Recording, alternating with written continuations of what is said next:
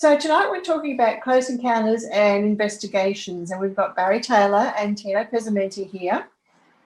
Now, Tino's going to be reporting on a recent investigation that he undertook into a 1950s close encounter case in Brisbane, which occurred in very close proximity to the witness and involved vehicle interference, which is always very interesting because having those effects on the on vehicles and the environment is, I think, it makes them much more interesting.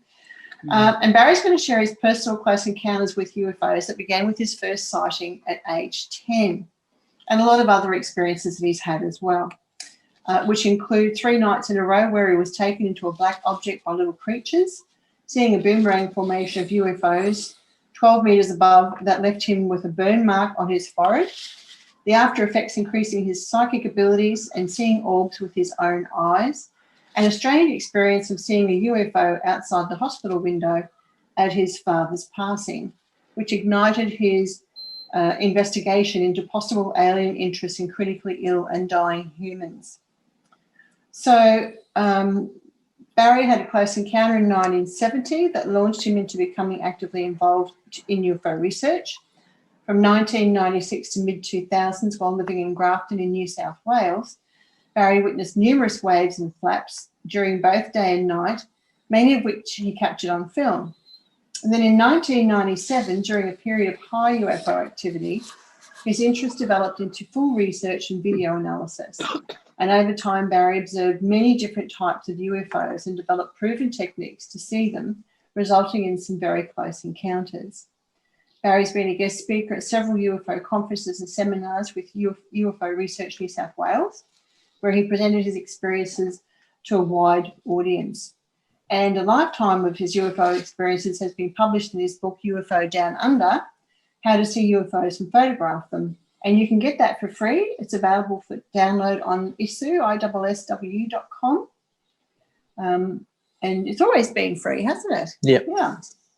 Now, Tino saw a UFO at age 17 and at age 19 attended a meeting at the Flying Saucer Research Bureau. I think it was Queensland Flying Saucer Research Bureau. I forgot to put that in, which you now know as UFO Research Queensland. He became a researcher with Hugh Falk and later held the position of president for 9 years.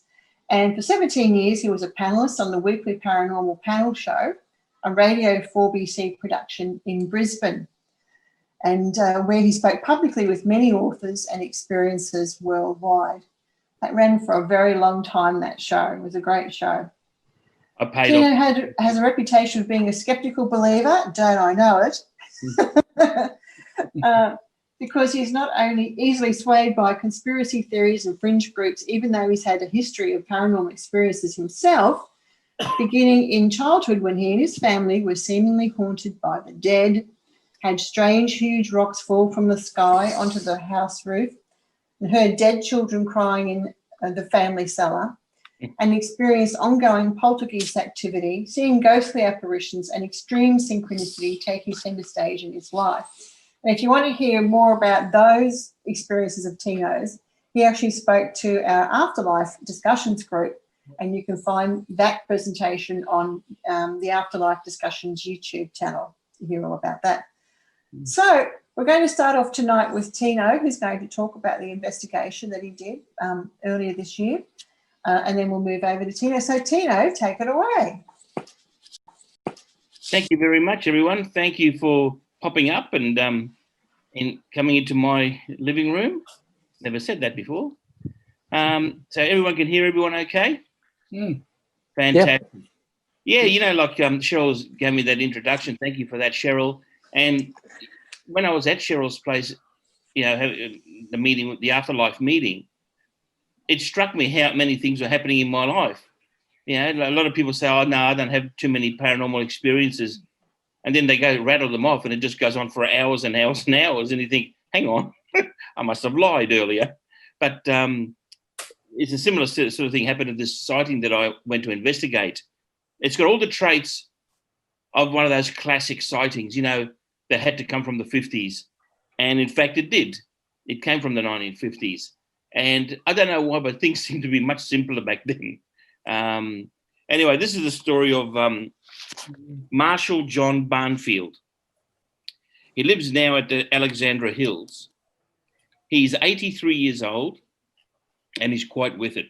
He's up to all the politics in life. He's up to everything. He didn't miss a beat when I spoke to him. I was there for probably 2.5 hours, and you know, he's very intelligent and very articulate.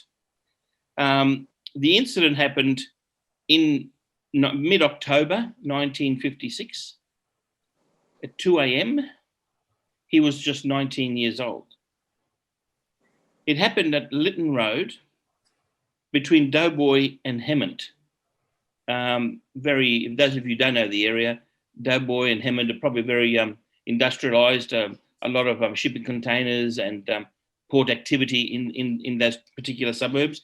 And today, of course, there's a lot more residential area than there was back then. But nonetheless, and there was a lot of factories around that time, around that area. Anyway, so Marshall was out coming home from a party, and of course, you know, he wasn't a big drinker or anything like that. There's bells going off. Anyone knows what? Someone at the door? Yeah, just keep going, mate. Oh, okay. Yeah, so he wasn't a big drinker. And so he was on his way home, 2 a.m. And he looked up as he's driving, and he saw, by the way, he was driving a 1938 Ford V8 in excellent condition. He really looked after his machines. That's his quote. So he was driving, and he looked up and he saw a bright light. And it was over the school, over the sort of the railway line in that area, and just above the bacon factory. He said it looked like a mushroom. And I thought, okay, well, let's just clarify this. When you say it looked like a mushroom, because, you know, there's many types of mushrooms, and he just described the classic mushroom. The main craft was about 25 meters in width. The stem of the mushroom was about 3 meters wide. Okay, and it was in proportion with the size of the dish. If I could call it the dish or the coppola, whatever you want to call it. So it actually looked like a mushroom. He drove under some power lines, and the UFO went over the power lines and over a police station, and it's just stopped there over the police station, stationary, for a little while, and then shot off, as Marshall described it, 1,000,000 miles an hour. So it just took off. Now, he kept on driving past some suburbs, and he noticed that the light had come back above his car, and it was coming lower and lower. But as he saw that there was power lines coming across the road, and they were probably the heavy-duty power lines because of the power stations that were in the area. That's one of the main carrier lines through there. The UFO would distance itself from his vehicle, so it tried to not just avoid the power lines, but it was trying to keep a particular radius away from the power lines. So he figured this out very quickly, and he stopped his car under the power lines until the UFO got tired of him and took off. Now, I asked him about the car. I said, okay, so how did you feel when the UFO was above you? And he goes, well, that's interesting that you say that, because the next day, his head gasket has gone in the car. Now, I don't know what would cause that in a car, what external force can cause that apart from a natural mechanical condition. It's very hard to blow a head gasket, but that's what happened. And he was always on top of it. Any oil leaks, he would check. So it came as a surprise to him that the head gasket just blew the next day. He also said that it affected his vision. Whenever the UFO got close to him, his vision would blur. And I asked him, I said, now, was it blurring just when the UFO was there? Or did it blur when you were under the power lines? Because it could have been the power lines that were affecting his vision. And he goes, no, to the best of my memory, he said they were just blurry during the whole procedure, the whole incident. And he thought he blacked out. And I thought, wow, okay. I said, so what makes you think you blacked out? And he said, I just sort of came to all of a sudden, and I was hanging onto the steering wheel and regained consciousness, like when you have a micro nap, when you're driving home from a hard day's work, and next thing you know, you just, whoa, wow, that was close. Similar sort of thing happened to him. I didn't want to ask him, have you experienced any missing time? But that would be too much of an upfront. It's his story, and I'm not going to try to put any suggestions into his head.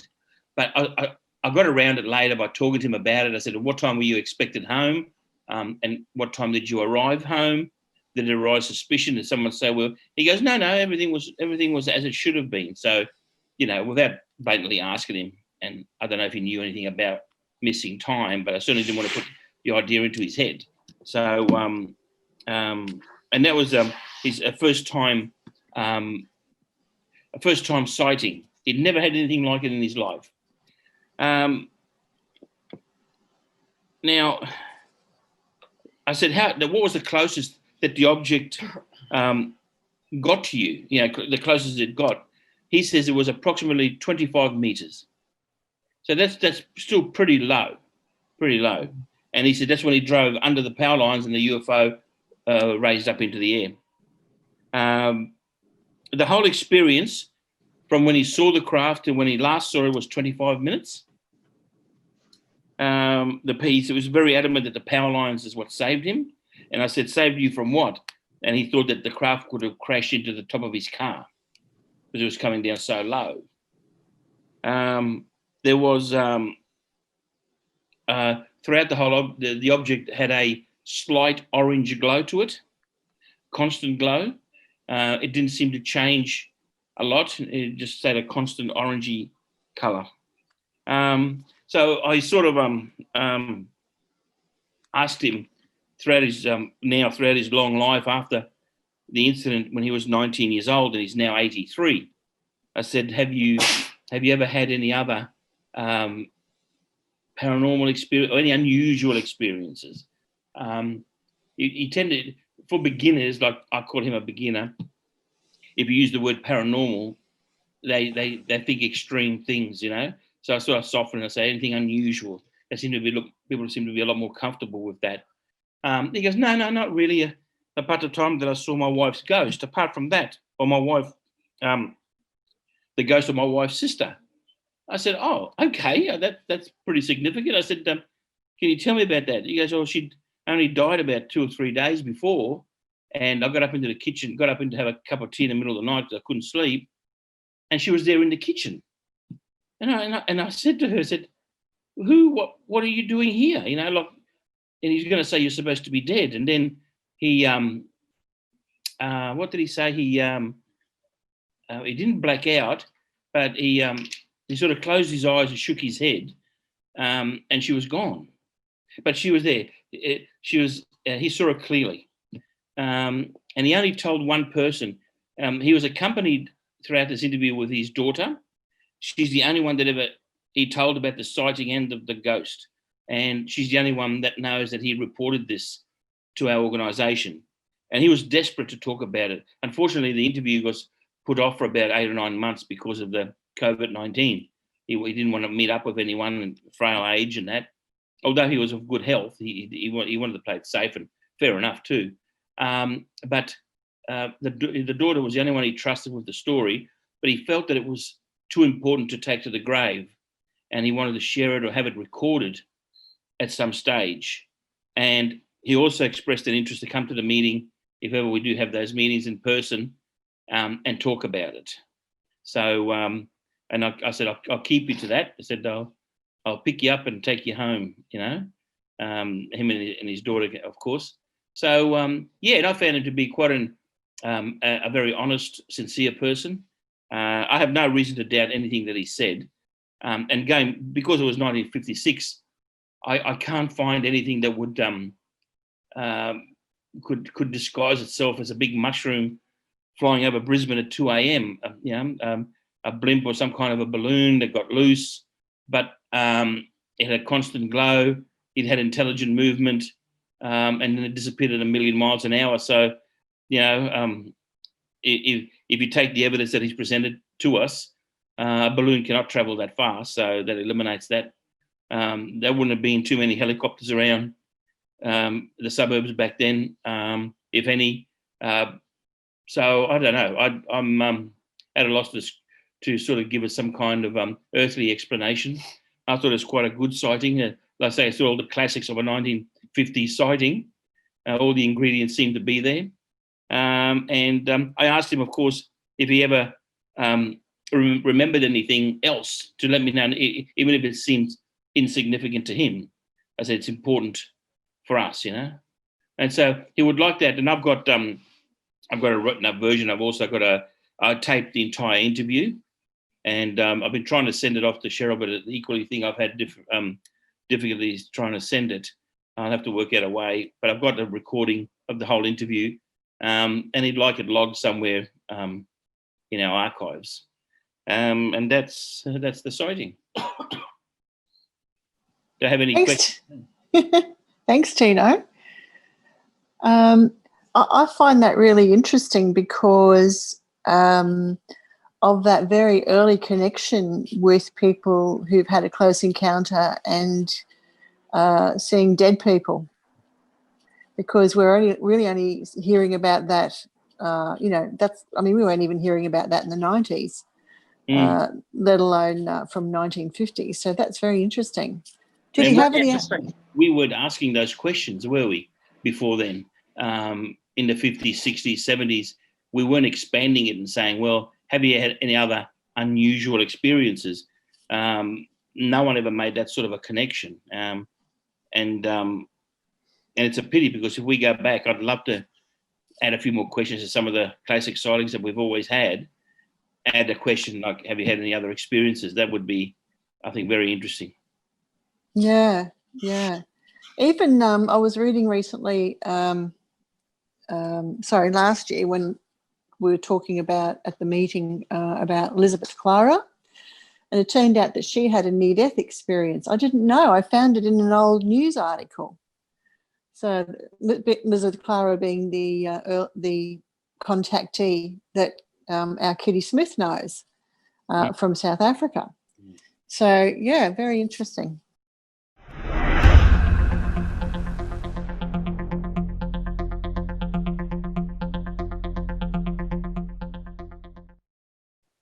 Thanks, everybody that could make it through the problems that we had earlier on the laptop to get Zoom activated. I'd like to talk about just some of the experiences I've had. I can start off with when I was age 10. Sheryl mentioned that I had 3 nights where I was taken into a craft by a group of small people or small beings. They were about 10-year-old, and I had no idea anything about UFOs. No television in the 50s when all this occurred. The first night, there was a surprise. I didn't know anything about the what was happening until the very next morning, and then I realised that I'd been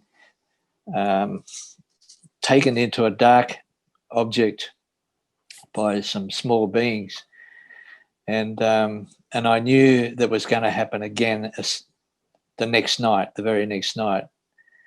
Now, I can't remember what these beings look like, but I do remember asking them, why is your craft shaped like an egg? And their reply was, to withstand the pressures of space flight. And for a 10-year-old, I doubt whether I could have made that up. And knowing that experience, anyway, the second night, I thought, well, they're not going to take me tonight. I'll stay awake as long as I can. While I'm awake, they won't be able to take me, you know. So I stayed awake as long as I could, and eventually, naturally, I fell asleep. And the next morning I woke up and I thought, well, yeah, they did take me again, but it's going to happen one more time. But this will be the last time. Anyway, the third night when I went to bed, I thought, well, they're going to do it anyway. I'll just go to sleep and see what happens, you know. And in the next morning, I woke up and I thought, well, yes, they did take me again for the third night in a row, and it won't happen again. And I did have I remember one morning waking up and I had a scoop mark on my right shin, and which wasn't there the night before when I had my bath going to bed. It was happened during the night, and the skin had dried up into a dry scab, and I had no explanation of how this happened. And I'll just elaborate on that a bit. It was quite visible throughout my early teen years. And in the 1990s, I had a visitor talking about, when I was in Grafton, visited, and we were talking about scoop marks. And I said, oh, yeah, I got one on my shin there that I got when I was 10-year-old. And you think I could see it? It just, if you get the light right, you could see an indication of where this scoop mark was, because it had sort of pretty well healed over those years. And it was very, very almost invisible, say. Anyway, in 1998, that scoop mark, one morning, it was like a deep plum colour, as if it had been interfered with just recently. There was no scab or scar or anything, like nothing was cut from it, but it was this deep plum red colour, as if it had been interfered with again, and I couldn't explain that. But that gave me an opportunity to take a photo of it, and in my book, I have a photo of the scar. It's a black and white photo, of course, just for a low digital camera that, like in the 90s, it was probably 12 megapixel camera, but that was a close up of it. So you can see how dark it is. It was very, very dark, and as if it had been interfered, as I say, and I had no indication of what had happened, no memory of what had happened, but that was typical of the 1990s, which we'll get to in a bit later, when many unusual things happened. And I remember when I was 10-year-old as well, I woke with a blood spot on my pillow which level with my nose, because I put my head over and thought, well, where'd that come from? And it must have come out of my nose, but there was no other blood noticeable on my nose. It was just probably a centimetre in diameter blood stain. And that's known, what I learned in the 1990s when talking with people that had these experiences, that implants can sometimes be inserted into your brain or into the back of your nostril through alien implant through the nose. So whether that's actually happened or not, I don't really know, but it was just another strange occurrence that happened. And I became interested in space and all things like the planets. And I bought a book. I couldn't find it today, but I got it there somewhere, packed away, on science, how large is large and how small is small, which gave me a perception of how large the universe compared to how small the atoms are to make up the molecules and all that sort of stuff. So I developed an interest in science and astronomy. And I remember sleeping outside in the backyard. I got one of the small Indian tents when I was a kid for Christmas, and I wanted to do a bit of sky watching out there in this little Indian tent. So I had my feet inside the tent and my head outside the tent, just looking at the stars, because in the country where we were, it was just an amazing night sky with, star packed side by side, no illumination from city lights or anything like that. So I carried this interest in astronomy and space at a very early age through to the present time. I'll go to my next serious UFO sighting, which was a close encounter when I was working and living in Sydney around Concord, just on the Parramatta River. I just finished a sort of a night shift, and I had a Valiant, some people might know, I think it was a 76 Valiant. It was a VC Valiant sedan, which is the manual gearbox, and the gear linkages were sticking underneath in reverse sometimes. So the rubbers had worn out, and sometimes it'd stick in reverse. And this particular night, it stuck in reverse. So I laid on the ground and reached underneath the car to unlock the gear linkages. And out of the corner of my eye, I saw some movement over near the factory, just nearby. And I looked at it, no, I couldn't see anything. So, but when I stood up, there was about 20 foot from me was a 3 metre yellow, dull yellow, football-shaped object, only about at eye level, 6, 7, 8 feet off the ground. And it was slowly moving, or I could get a good look at it. And I thought, there's somebody in there looking out at me, and there was no markings, no portholes. There was no indication of anything other than this football-shaped, yellow, luminous object. And then I just watched it and observed it and just was amazed by how close it was, and it with no sound. And it just suddenly it shot across the Parramatta River and disappeared into would have been North Ryde. So that's what got me interested in the UFOs. I seeked out the Sydney UFO group. It was run by Bill Moser at the time, the UFOic, and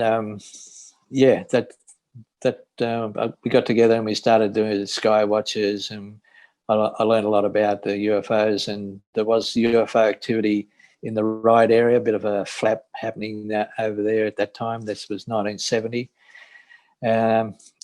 We did see objects up in the Blue Mountains when we went up there for Skywatch, and I do have photographs of, in black and white photographs of photographs taken of UFOs up there. This was a good one. This was an orange object moving towards the north, that being the front, that was moving forward that way. And that was much smaller in the negative. I was using 400 ISO Tri-X black and white film, and I force processed it because it was only taken at a 30th of a second at an f5 or something like that with a 55 mil lens, I think it was, fixed lens, just an old camera. And I knew I had my darkroom set up, and I was able to force process it, so I was able to get the image out with 30th of a second at a faint light at a distance. Not going to show up real well, but with force processing, you can get some information out of the film. I enlarged that little part of the negative onto another piece of negative, which made it full length of the negative. So therefore, I could get a 10:8 enlargement of the object with as much detail as I could capture. That was the second UFO taken at a distance, and that was fairly bright but fairly small, and that was enlarged up. It looked like it had a two-part to it, a dome at the top, illuminated in between the top part and the bottom part. And that was about all you could get from the film, but it was an interesting shape. Then there were UFOs seen by witnesses on train trips from the mountains down to Penrith and around around the lookouts around Katoomba. We went around there and we saw UFOs there. It was when CB radio first came in, and I was one of the early pirates on CB radio. So I had my Land Cruiser with the CB radio out on the Narrowneck. I think it was the Narrowneck rough track. And there was a foggy sort of night, which it quite often is at Katoomba. And out to the west, I saw a bright star low on the horizon. I thought maybe the fog was lifting, and that was a planet, that was showing through, because there was no other stars, just fog right up to the street lights of Katoomba. And I was talking to some guys in Sydney on the CB, and when this object came closer, I thought maybe it's an aircraft. But I kept watching it, and it kept coming in towards Katoomba town. But the object, just say that's the object, and there was another object rotating around like this as it was moving very slowly. And I said to the blokes on the radio, hey, there's a UFO out here. I'm going to get out of the car and have a look at it and just stay there, and I'll come back when I can and tell you all about it. So I got out of the car and I had a torch with me, and it was just about to go into the lights of Katoomba. It looked like it was very, very close to the town boundary there. Anyway, I flashed the torch at it 3 times in quick flashes, and it just took off away from me so fast. Within a blink of an eye, it was gone. But I had the indication that it went away. And I wonder if I had blinked, flashed that torch at it, it may have turned and come back just past where I was, because Burragorang Valley was behind me. And Burragorang Valley was a pretty active area, as Rex Gilroy will tell you, and there's quite often UFOs seen out in that area. Anyway, that was another UFO we saw, and I learned how important sky watching was from the Sydney group. Observant and become familiar with planets and constellations and all this sort of comes in handy. And it was around the moon landings were just occurring, and strange things happen up there. I remember listening to the time on the radio when they did a broadcast of the actual landing on the moon. But let's go back to a bit of history there. I've written down just some of the things that I'd like to just bring to your attention. But as Sheryl said, the book is probably back to front. Anyway, that's the cover of the book.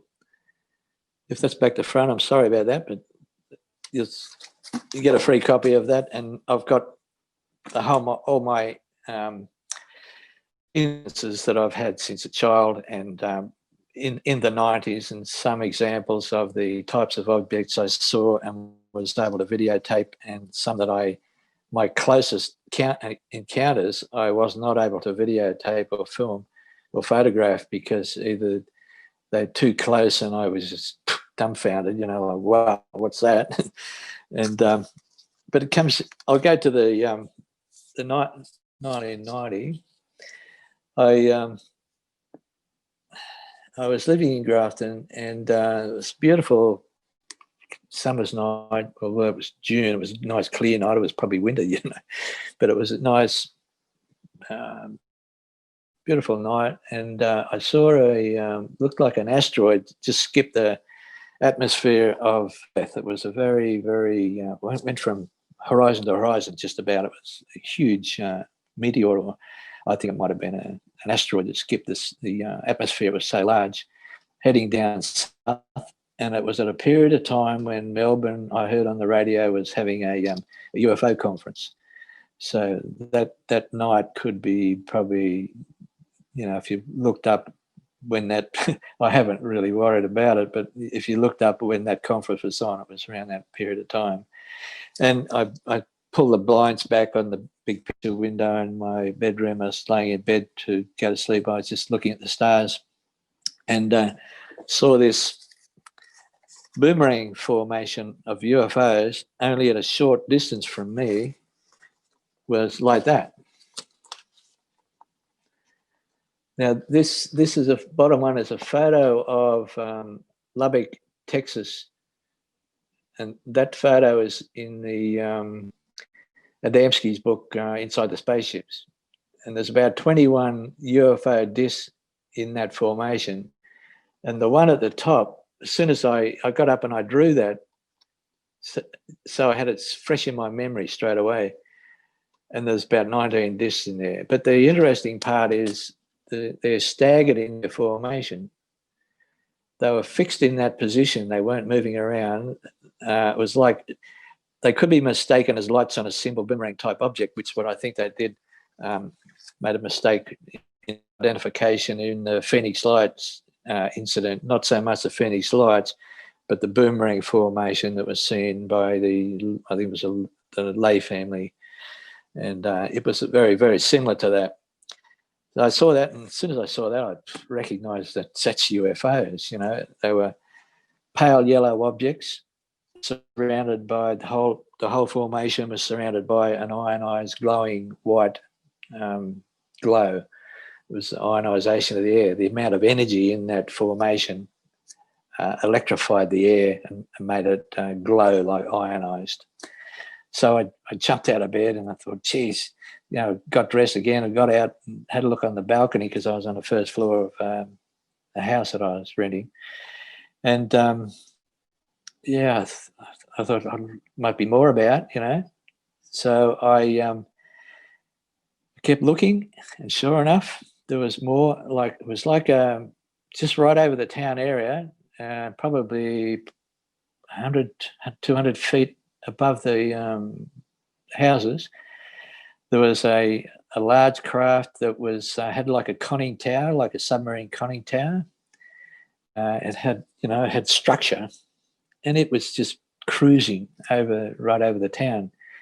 And so I put an ad in the newspaper, a story about what I'd seen, and with my phone number, asking people if they want to see UFOs, go out and have a look now, because there could be this activity around. And if you see anything, call my number. Anyway, I was working day shift at the time, sometimes night shift, and I'd come home with the answering machine and there'd be chock-a-block full of phone calls, people trying to contact me with their own sightings. So I was able to put together the extent of the activity that was happening. And eventually the place I was working went into liquidation, and so therefore we didn't have work. We were looking for work again. So I took that opportunity to do full-time sky watching day and night as often as I could.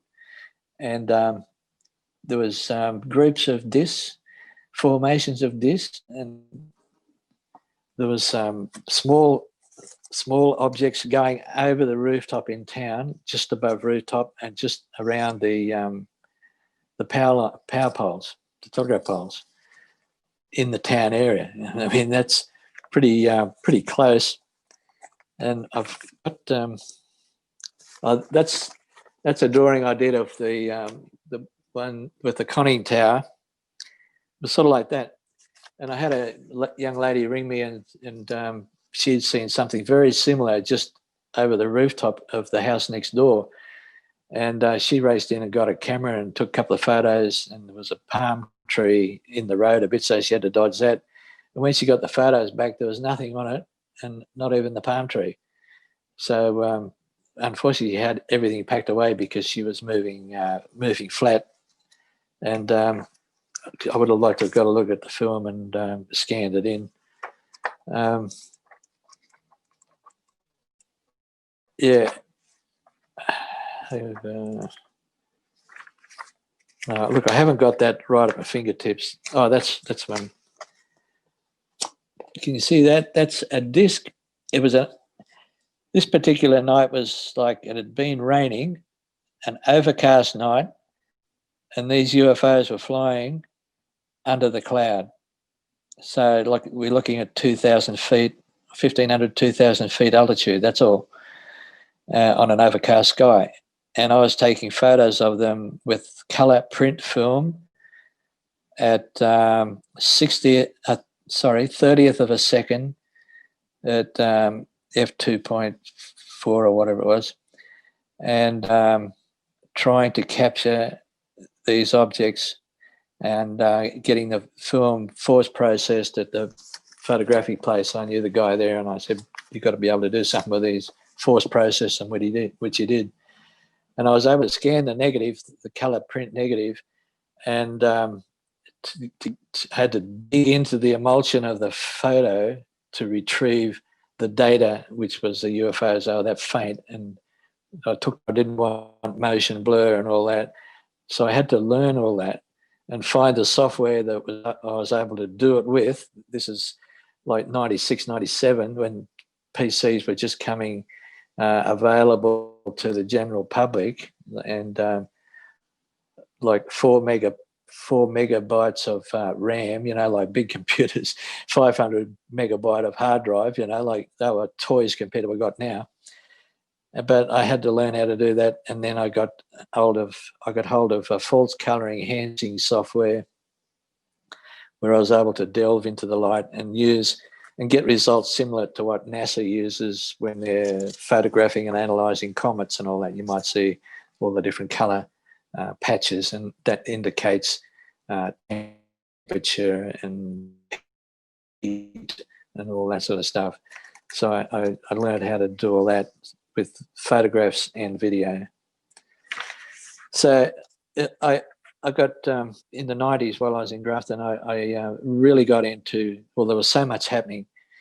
And I had stories, you know, newspaper articles, I was putting them in with photos and all that, trying to tell people your opportunity now is to get out and have a look at UFOs because they're around, you know. Interviews on ABC radio and all sorts of stuff, newspapers, Coffs Harbour and along the coast. And I was able to plot the path of these UFOs with a compass on a map to find their flight paths and the corridors that they were using. They were going up and down parallel to the coast. New South Wales coast is on a bit of a slant. When you look at the map, they were flying parallel to the coast. Flight path, they're coming out of Katoomba. So no wonder they have a lot of sightings around Katoomba as well, because the same craft are flying up and down the coast. So hotspots are anywhere along that line. Hotspot is where somebody has taken the time to observe the sky and to record the frequency of the flybys. That's what a hotspot is. Anywhere along that line. What I'll do, I had some close, I drew this. That's seven objects, 7 discs in a V formation. Now, there was V formations and boomerang formations, so different. V formations like tighter, where a boomerang formation is broader. Now, they're two, they seem to be the common formation, the UFOs, the discs in particular, form when they're travelling from a distance, say from one end of Australia to the other or whatever. They get in, like when birds are migrating, they'll form a V formation, and they'll save, the scientists say, 71%, 72% of their energy by forming a V formation when they're doing long flight, when they've got a long flight planned, you know. So I think the UFOs are probably using a similar type thing. It might be a law of nature that when you're flying in V formation, it's the lead object is taking most of the energy, and the others are locking in and saving energy by, it's like running behind a car. Like some bike riders, they get behind a truck and the drag pulls them along. They're conserving energy because they're following something that's taking all the forces. It's the same sort of thing with birds in flight, and it seems to be the same thing the UFOs were using when they're in formation, moving from point A to point B over distance. Now, the V formations were there were 5 objects in the V formation and 7 objects in the V formation. And these formations, they weren't moving within the formation. They were static, as if fixed in that position, moving as one. And this was important observation I made, because there were other V formations where they'd be a bit staggered and they'd be moving around. And it was a bit like when the birds start to get their formation together, they're a bit straggly, you know. And but when so that's a different type of formation, the ones when they're actually in fixed formation and not moving. from my observations, I was able to determine these possibilities of how they were working and why they did what they did, looking at it as a scientific thing, because there's nowhere you can go and get a book and read about why they do that. So it's up to the observers to come to these scenarios and say, well, they did this, and the possible reason they did what they did was because of such and such, like that's what I'm getting at. Just in 1999, I witnessed a formation that I estimate 200 discs in this formation. I think I've got a graphic of this here. Well, somewhere in my book, I've got a graphic of that. I'll just go back to, that's from actual photographs. This one here was a photograph, a colour photograph, but I made it black and white because it was able to, because of the greater contrast, I was able to show the effect. Now, that was that big light there, that larger light, was the only illumination that I actually observed. And this background toning is the cloud, overcast cloud. And these lights on the object is actually a disc, and these were slightly brighter spots on the object, apparently, because they've come up a little bit brighter with the enhancement. But this trail at the air, that is a trail of ionized air with leaving behind the object. As the object's moving through the air, must have so much energy to generate its flight that it's ionizing the air and leaving that trail of ionization behind it. And this is actually videotaped in one of the very early Mexican daytime UFOs, when over in Mexico there's a UFO that they've videotaped, and it's moving on and it's leaving this trail. And I've had other photos of the UFOs leaving this ionization trail. This particular one was objects that were just over the street lights in town.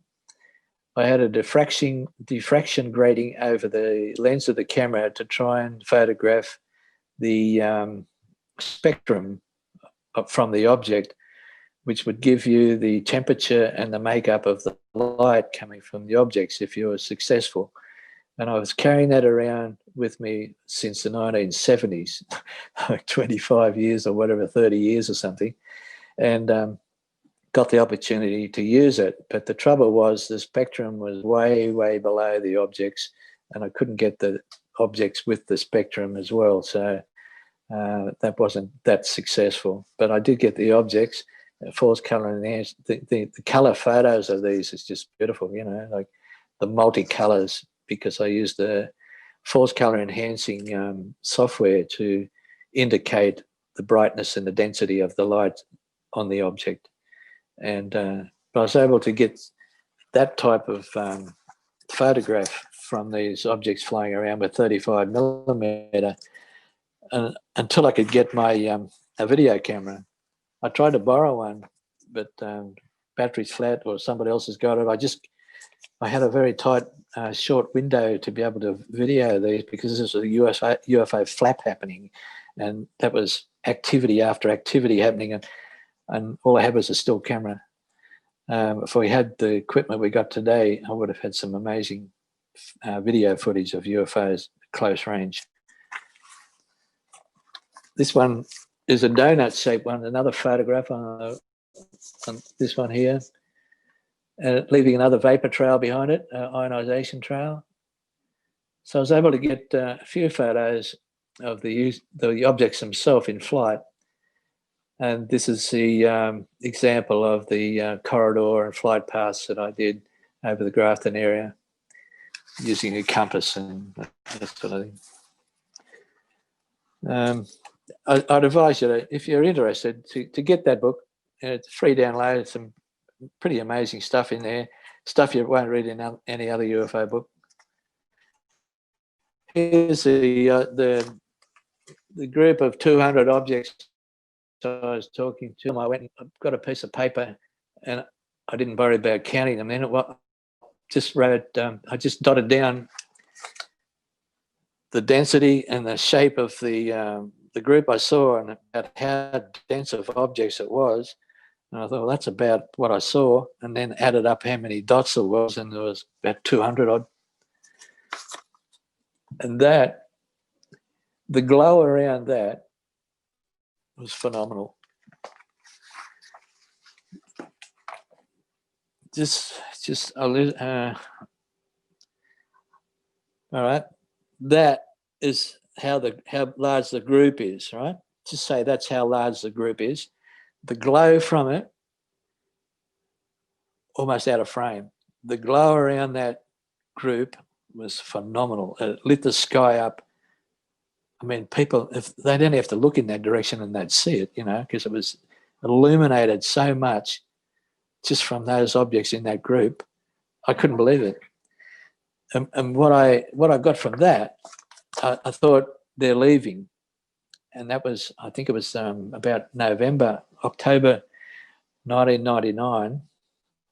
I just had the impression that the discs were leaving. And it was after that they left. That was them leaving. And I got from that each one, it was like a 1.5 volt battery. With one battery, you can't power much. You put 200 of those together, you got a spotlight, you know what I mean? It's bright. So I think the UFOs will get in this group and they'll multiply, they'll work off each other's energy and build up the amount of energy that they can do in the group and fly as a group as a very, very powerful. No wonder they can fly at the speed of light if they did that or close to it. The one object just, it's got plenty of energy. It can move quicker than you can blink. And I've seen them do that. And I got them on film doing that. But if you get 200 of those and they accumulate their energy and use it, they utilize it like they do with batteries and they lock in, there's no reason why they couldn't fly that group close to the speed of light. That's how from that observation and that amount of energy, that's quite possible. So it was an interesting time. And if you ever hear UFOs around and you got to do what you can do to get out there and see if you can see them, because when they're really around, and they seem to come around every 20 odd years, like in the 50s, there was a worldwide flap of UFOs. In the 70s, there was a worldwide flap of UFOs. And then the 90s, there was another worldwide flap of UFOs for the whole decade of the 90s, every 20 years. So they finished in 1999 or 2000. We're due for one now. So keep your ears to the ground and your eyes to the sky. And if you hear there's UFO activity, particularly they're the real UFO. They're the ones the aliens are in. Boomerang craft, all those, but not the daytime ones, which I've like the Mexican fleet footage type thing, and I'll get onto those in a minute. They're more or less a space critter, a living critter within themselves, not so much a craft with aliens inside of them. They're different. They're a different type of UFO. But it's the disc and the boomerang craft and the cigar-shaped objects, motherships, and all those. They're the interesting ones. I've got a bit more here, so I hope you're still there. I hope you're interested. I'll just I'll see what else I got here now. People ask me, of course, have you seen aliens? Like if you've seen so much of the craft, have you actually seen the aliens? And well, not unless they're human, or not unless they're only that big.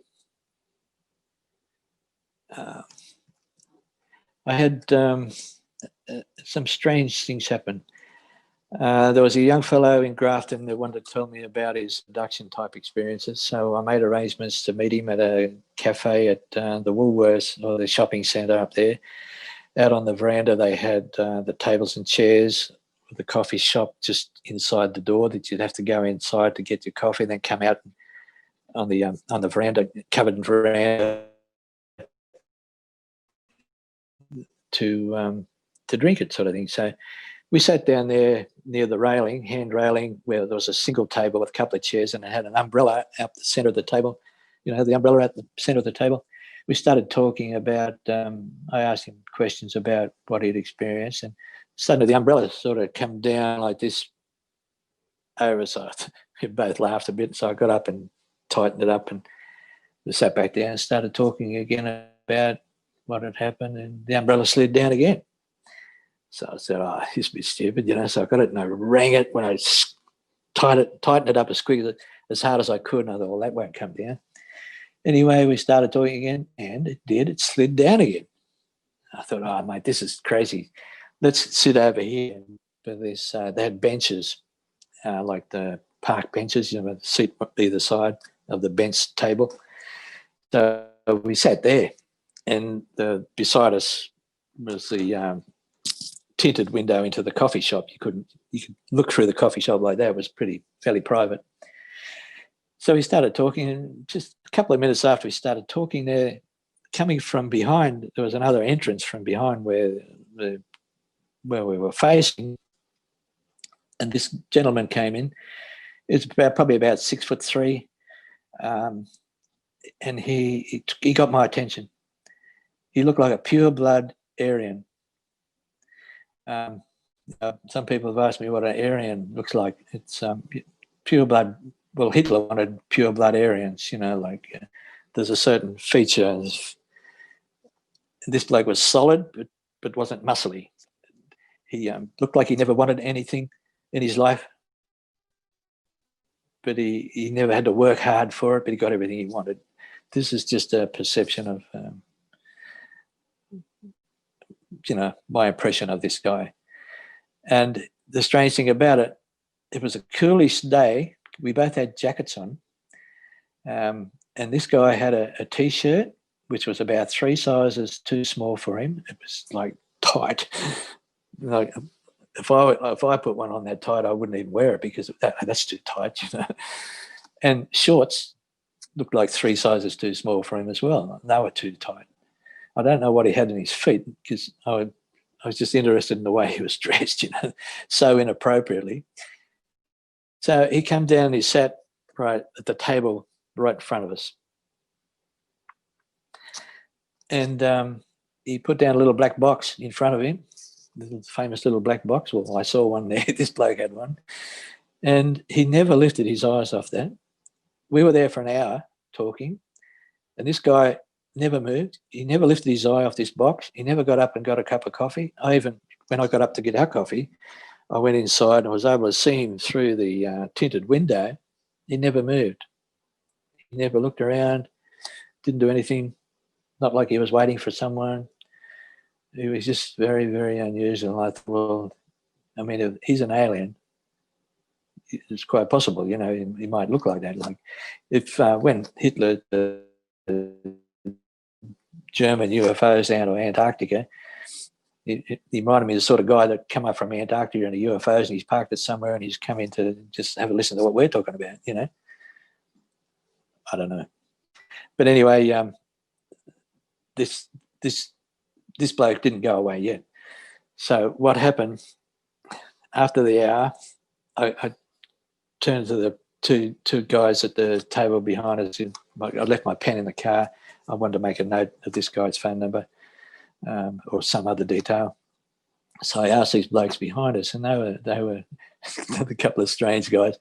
They were dressed in tweed jackets, tweed hats. You know, the old-fashioned sort of little bit. Not many people used to wear that type of the tie. You know, the woolen tie, the checker woolen tie. It was sort of like 1950s sort of dress. Anyway, they gave me the pen and I gave it back to them. And when we left, me and the young bloke, The steps to go down back to the car park where we had the car parked, it was in the main street there, it was about probably 15 feet away from where our table was. It was only just a few paces. So I got to the table and took a first step down onto the steps and looked around to see what this guy, that strange guy in the tight clothes, what he was going to do, and he was gone. He disappeared. In that short time, it took me to take those few steps to go down those steps, to start to go down those steps. He'd gone. And I looked up the way he came. That was about probably a 25-foot walkway. He wasn't there. He must have moved very quick if he to go through the front doors of the shopping centre, because I had to look through there and couldn't see him anywhere. I don't know where he went, but he just moved. As soon as we moved, he was off. Anyway, that weekend, a mate from the Central Coast rang me and said, well, I'm in Grafton. This is another guy that's had similar experiences. And he said, I'm in Grafton. Do you want to come around to the RSL tonight? We'll have a beer and a chat. And I said, yeah, righto. So I went around there about 7:30 and met up with him. And I was telling him the type of UFOs. I was explaining the way that the UFOs were flying, what I'd seen. And then I explained this guy that I just explained to you, the tight clothes, and how interested I was in trying to find out, what the hell he was on about. Anyway, after I only had one drink, and I said, well, I've got to go now, mate. I've got things I've got to do, so I'll catch you later. So the next day, the Sunday, he rang me up and he said, yeah, you go, all right, and he said, that bloke you explained to me about? And so I said, yeah. And he said, well, no sooner you left and a bloke matching his description come and sat down in the table next to me. And he said he had a beer with him that he touched with the half hour. I stayed another half an hour and he never touched a sip of beer out of that beer. I said, do you have a black box? He said, no, I didn't see a little black box, but he was certainly in those tight clothes you're talking about. And yes, I agree, he looked like a pure blood Aryan, And I said, what do you make of him? He says, oh, mate, you might be right. He might be an alien, So I don't know. Anyway, when he left, mate left and left this guy standing there. So whatever happened after that, I don't know. But it's strange that he showed up there as well. And this friend of mine, he showed me how he came around later in the day on the Sunday and showed me how to dowse. He taught me how to dowse. And about a week after he left, he rang me again and said, oh, hey, things going, your dowsing going good? And I said, yep. And I said, hey, just what happened here, I explained what happened. It was like you wiped your hand across the vertical blinds in the curtain. And I said, oh, there's an invisible ghost here, wants me to say hello. Because we were talking about all that stuff, and what that was, I don't really know, but strange things used to happen.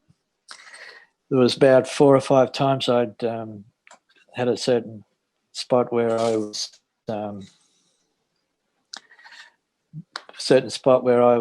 sky watching at night, because it was right under the flight path of a lot of UFOs, and I had the ground light up beside me, like I got flashed by these lights as an object was going over it. And I've just been notified I've got 15 minutes left. I got hours more to tell you. Yeah, so what I'll do, I want to just finish on that's very, very important. My father was in hospital and he was dying. And my mother and I went into the hospital to spend an all-night vigil with him until the event happened and he passed. So in the evening, I went into the car park, rang my 2 daughters to say your grandfather's not going to see the night out. And my oldest daughter, my youngest daughter, just before, as we were saying goodbye, she broke down and started to cry. And I was suddenly overcome with grief, like I felt the emotion of grief. Anyway, immediately I looked up, and the hills at the back of the hospital, which was only probably 1.5 miles away, below the hills you could see in the background of the object was this bright light, and it was like Venus. It was that bright, but it was not in the sky above the mountains. And my grief just gone, like, wow, that's a UFO. What's that doing there? And I watched it until it slowly moved in behind the trees. It was a boundary fence of the hospital. And I hurried up, walked up a bit further into the car park so I could see the object moving away in the distance more. And then as it moved away a bit, it faded out, and I could see the small illuminated object, which was once the brilliant object, and it went away. And that was a UFO, just there. And I went back into the hospital. I never said anything to my mother about it, but I could feel there was something in the air. The air in the hospital room was electrified. And I looked at my father. Oh, that's right. When I came in, I sat down beside my father and I shook him on the shoulder. I said, Dad, you've got to go towards the light, the bright light. I said, there's people there, waiting for you. And I hope he heard me. I think he heard me. I just felt I had to say that. And a bit later on, about 20 to 2, I think it was, in the morning, the air had like a heat haze in it. The room had heat haze in it. There was things happening, and I'm thinking to myself, something strange is happening here. Anyway, my mother was facing like the window out to the front of the hospital, like behind where I was sitting, and she said, "What was that?" I said, "What was what?" She said, "That thing. It was like an aeroplane or something. It flew past the window." I said, "Oh yeah, sure." I had a quick look, and there's a tree out there where you couldn't see the sky, much of the sky even, Anyway, she said, "Oh, there it is again," What? And I'm looking around, what's going on? She's seeing something. So I walked over to the window, and I thought it might have been a car's light reflecting into the window, and I waited till the car went past. I had to wait a while because it was early in the morning. I mean, early in the morning. But a car did go past, and I thought, no, there's no way that light's shining this window. So anyway, I went and sat back down in my chair right beside my father, and I'd turn around, I'd look at the window. I was curious now what would do it. And one time I turned around, and it just up against the window was a golden rectangular object, a UFO. It wasn't yellow, it was like a gold ingot. It was pure gold. It was about 2 foot long and about 10 inches thick. Had perfectly straight edges and sharp corners. And it was at the window, and it went, as soon as I turned around, I saw it, and it went like that and then shot off. I said, freaking wow, that was a UFO of some sort, but it reminded me of Ark of the Covenants. Maybe. Might be what the Ark of the Covenants is. High energy, highly electrical, gold, inside and out, speaks with God. Well, what is it? You can't tell me that I'm the only person in the history of mankind on this planet Earth that's ever seen something like that when a human has died. Anyway, that night, and my father passed away, and we both looked at each other, and Mum said, "Look at his face. He's young again. He's glowing. His face is glowing." And I said, "God, I've got to agree with you. His face, he looked young again. His face was glowing. Like he was 80-something years old. Oh, you know, something happened. And we never shed a tear. We had dry eyes. Anyway, it was a beautiful experience. I mean, if you can say you were with your father when he died, it was a beautiful experience. Something profound happened. And that's what happened. I don't know. And my mother, she was atheist, never went to church, never prayed, had too much of that when relatives. And every night after that, I heard her out loud praying out loud. And she'd finish the prayer with, and thank you for the angels. Because she asked me, what do you think they were? Because next morning I told her what I saw. She drew what she saw, and hers was silver. Mine was gold one. She said, what do you think they were? And I said, well, they're UFOs, but they could be angels. Who knows? So every night after that, you know, out loud, the prayer, and then thank you, God, for the angels. Because she changed her life too. But I got more. But maybe some other time, next year sometime, I'll be more than happy to continue with this. As some amazing stuff. So I might take it over to Sheryl now, and I think my 15 minutes might be up. I looked after my mother too. She ended up getting cancer, and I looked after her in her last days, and she says, I don't want to go in hospital, I don't want to go in a nursing home. I said, you won't have to if I'm going to look. So I looked after her in her own home, and she was comfortable. And one morning I walked into the room. She liked the sunroom, you know, not the bedroom. She liked that in the sunroom where it was nice and bright, you know. And so she said, see those coloured orbs up there? She said, are they real? And I looked up.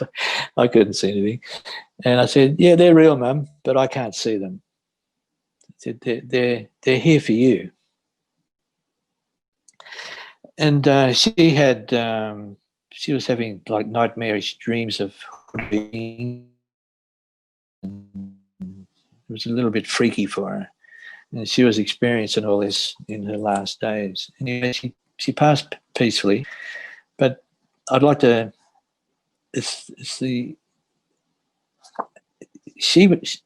used to contact me after she passed. She contacted me for a period of time. And the last time was when I got up one morning and there was something I got to remember. Okay, now what is it? Oh, I don't know. Half an hour later, something I've got to remember. And then 15 minutes later, something I've got to remember. I racked my brain, what is it? Then 10 minutes later, each 10 minutes, something I've got to remember. It got down where I was constantly, I've got to remember something, you know. I said, Mum, is that you trying to remind me of something? You know? Anyway, I got the idea to look in the address book. It was my grandson's birthday that day. She was reminding me that it was my grandson's birthday. Give him, you know. But she did this often. One incident, she used to phone her sister up in Newcastle. Every Sunday they'd phone each other, take it in turns and phone one another just to keep in contact. So, sisters. And my sister died of leukemia some years ago, so my uncle used to ring my mother on alternate Sundays as well. They kept the tradition going, you know. And then when he died, it was his daughter, my cousin, and then when Mum passed, it was just me and my cousin, and we didn't keep the tradition going. But one day, it was when I was writing this book actually, and I thought it was a Sunday, and I thought, I'll remember that. I'll give my cousin a phone call and just see how we're going, you know, try to tap into the tradition, you know. So I rang her, dialed the number, and she picked the phone up. And as soon as she did that, my front door bell rang. I had a small brass bell You go ding, ding, had a knocker underneath and you ring it like that when that was my doorbell. And it had a unique sound. And I heard the doorbell. As soon as I said hello, she said hello on the phone. I said, oh, hang on. I've got some at the front door. I'll have to ring you back, you know. So I hung up, went to the front door, and there's nobody there. So I looked around, and the house that I had at the time was on a corner block. So I went around the corner, and nobody around at all. So I'm walking in the front door, and just as I'm walking in the front door, I got the bell, went ding, ding. That was definitely the sound. So anyway, I rang up and dialed her up again, and I said, well, but my mother, she visited me, and she said to say hello to you. Yeah, I told her the story. Anyway, after that, what happened was I worked out how long is it since my mum passed to that moment when I had to ring someone. I had to remember something. And it was exactly 40 days. And I thought, oh, that's significant, you know. So I got Google out in 40 days, you know. So apparently the spirit, with the Muslim people, the spirit stays in the one location after death for 40 days. 40 nights is it's pretty well throughout the Bible, you know, the rain for 40 days and 40 nights and all that sort of stuff. So the 40 days associated with the spirit on the earth is significant. And it was after that, I didn't have any more communication with my mother after that 40-day period. And it seems strange that that's how it occurred. It's something to remember, and it is a real thing, apparently. But what I'll do, I'll go back a bit earlier while Mum, she had to have a breast removal. I took her into a hospital. I won't name the hospital. It's in northern New South Wales. And we walked got the lift up to the first floor, walking through into the office to register. And we just, you know, walking side by side, and I walked into the doorway, and I looked up, and between where the wall meets the ceiling, the whole length of the room was full of orbs. Orbs of about that diameter, some a little bit bigger, some a little bit smaller, light grey, dark grey, pale white, you know, nothing bright colours or anything like that. And I looked at it, and what the heck, you know? And suddenly, they all left their position in the ceiling and came into my chest. And I saw them coming, and I heard them and felt them as they hit me in the chest. Whoa, it set me back a bit like that, you know. Oh, and I never said anything to Mum. I thought, well, that's a bit weird. Maybe I should tell the nurses. Oh, no, they'll probably think I'm crazy, you know. And I'm thinking about it. I turned to my mum. I said, that operation you're going to have is going to be perfect. There'll be no problems whatsoever, so don't worry about it, you know. I just felt that that's what I had to say to her, you know. And that's when she had the operation. Well, before she did, the doctor said, well, you're going to have to just use your fingers like to crawl up the wall to stretch the tendons and the muscles, you know. It'll probably take a week or two, you know. You're going to be that stiff and tight and all that. Anyway, after the operation, I was there, and the nurse came in, where's your mother? And I said, oh, I'm having a shower. Yeah. We went in there, and she said, how's your arm, you know? And she said, oh, yeah, really good, you know. She's going like, no trouble at all. She didn't have any trouble at all. It was like she'd never been operated on, you know. She didn't, it's just perfect. So, you know, strange stuff happens. But we are a medium when we were down in Sydney to mind, body, spirit thing. There was psychics there and mediums and all that. And I asked this medium, I said, this is what happened to me. And I told her the story about the orbs going into my chest. And she said, well, what do you think happened? And I said, well, I think they must have saw me as a portal, a way out, you know, like they were earthbound spirits that were stuck on an earth environment and couldn't find the way out. And when I walked through that door, they saw it as a clear way out, and that's what they did. They all moved as one unit, and boom, away they're gone. You know, they're released. And She said, yeah. She said, that's really what happened. That's actually what happened. So I was happy about that. And when Sheryl did a Reiki session on me, my very first Reiki session, she was working on the head area a bit, and I jumped on the table, I never said anything until after the session. Sheryl said, what did you drop off to sleep and suddenly woke up? I said, no, an orb shot out of my chest, a white orb about that diameter, shot out of my chest at an angle, fast. I saw it and heard it, felt it leave. And later she said, well, how do you feel after that happened? I said, well, I feel like a demon's left me. I felt it's like you're walking around with dusty in the eyes and suddenly you can clearly see. It was like, well, something like a veil had been lifted, like I felt like a demon had left me. But that's the strange thing that happened. Yeah, there's lots of other things. Let me see here. A little creature in my room. I had a when I was in Grafton, lots of UFO activity happening, all sorts of things happening, and I woke up at 2 o'clock in the morning one morning with something tugging on my sheet. It woke me up, constantly tugging.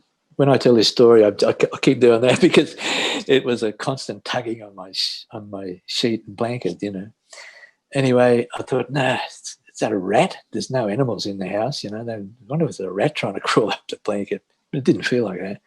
I thought, well, I got two things. There's weird stuff happening everywhere, but I can either go look over the bed slowly, or I can do it quickly. So I decided I'd do it quickly. So I went over quickly like that, and this little creature, about that tall, floated toward about 1.5 meters away from me and just disappeared in thin air. And it looked like it had long hair, like down to the ground. I couldn't see feet moving or arms, but it must have had arms to tug on the sheet, And it wasn't, I thought it was a little creature with long hair. No sign of it the next morning, nothing there. But that afternoon when I walked in, right where that creature disappeared was a tuft of brown hair about that long, and it had a crimp in it like wool. It was a tanny brown, and it looked like a brown sheep, more or less, but didn't smell like wool. It had a crimp like wool. There was no roots as if it had been pulled out, and it had like a tussle or a taper bit that went from tan down to black. It had blended in, but it wasn't twisted or plaited. It was like two coil springs twisted in together, one inside the other. It was a complicated way it was done. I mean, you couldn't do it by hand, like it was something that with a spring, if you got two coil springs, you wind one inside the other. People that have done that will know what I mean, or a mechanic would know what I mean. So I had a laboratory microscope and I put it under that, and it didn't have the structure of hair. It was a single fiber, but I also saw a piece of pollen on it, and looking up on Google the shapes of pollen, it looked like dandelion, and dandelion is one pollen that floats at high altitude.